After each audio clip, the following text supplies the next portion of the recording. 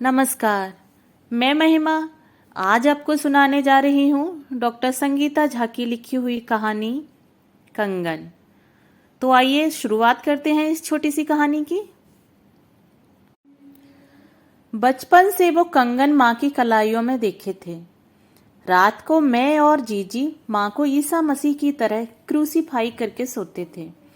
मेरा सिर माँ के दाहिने हाथ पर और जीजी बाएं हाथ पर सर रखती थी।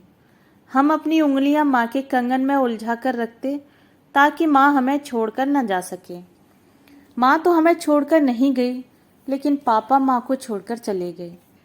माँ ने कभी खुलकर पापा के बारे में बात नहीं की, ना ही मुझे और जीजी को जिम्मेदार ठहराया।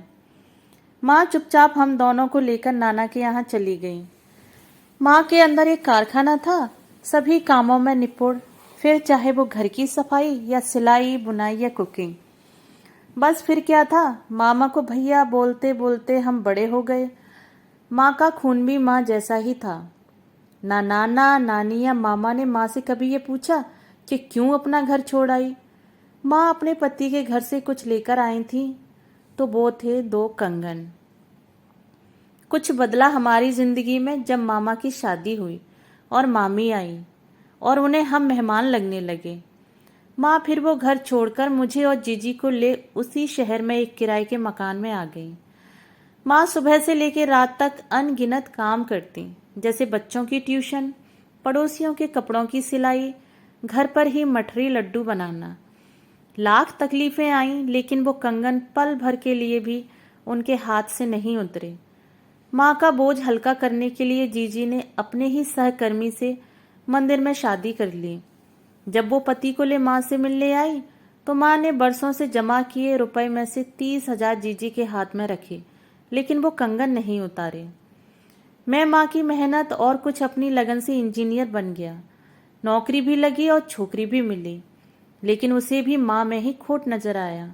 मुझसे कहती, इतनी ही अच्छी थी तुम्हारी माँ, तो पति से क्यों नहीं निभा पाई।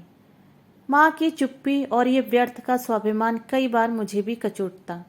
मेरी बीबी की नज़र हर समय उन कंगनों पर ही रहती। नौकरी तो मेरी ठीक ठाक थी, लेकिन माँ को सुख पहुंचाने का अरमान दिल में ही रह गया। हर महीने की पहली तारीख बीबी ही पूरी तनख्वाह पर झपट्टा मार लेती।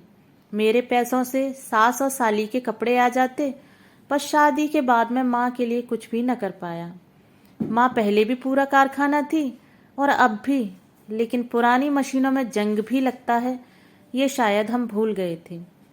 अभी भी जीजी के सारे तीज त्योहार माँ अपनी छोटी सी कमाई से ही करती थी। मेरी बीबी को हर समय भय रहता था कि वो कंगन ना कभी जीजी की जरूरतों की बल चढ़ जाए, पर ऐसा हुआ नहीं। अचानक पूरी दुनिया में कोरोना नाम का भूचाल आ गया और बहुतों का बहुत कुछ तहस नहस हो गया। माँ के पास ट्यूशन के बच्चे आने बंद हो गए। लोगों ने मठरी लड्डू लेने बंद कर दिए। मेरी तनख्वाह रुक गई। बीबी ने हाहाकार मचाना शुरू कर दिया। माँ को मुझ पर दया आई और उन्होंने बरसों से सहेजे हुए जड़ाऊ कंगन मुझे उतार कर दिए और कहा, जा बेटा, इन्हें गिरवी रख, घर की जरूरतें पूरी कर, बेचना नहीं, बाद में काम कर मैं ही छुड़ा लूंगी। मैं साहूकार ढूंढता, इससे पहले बीबी ही ठीक पुरानी पिक्चर के कन्हैया लाल की तरह लाला बन गई।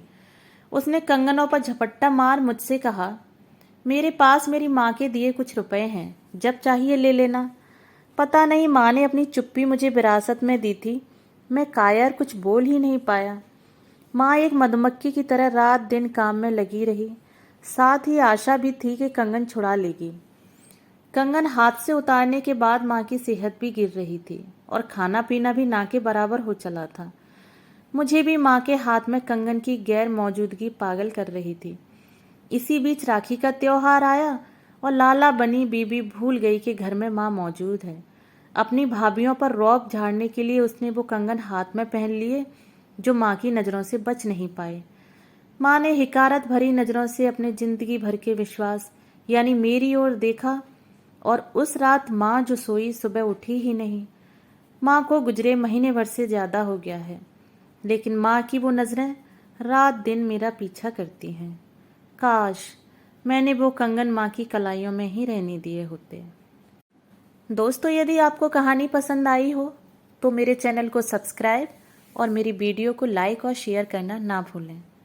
कहानी सुनने के लिए धन्यवाद।